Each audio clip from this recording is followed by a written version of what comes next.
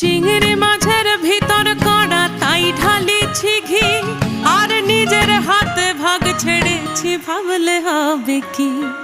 চিংড়ি মাছের ভিতর কড়া তাই ঢালিছি ঘি, আর নিজের হাতে ভাগ ছেড়ে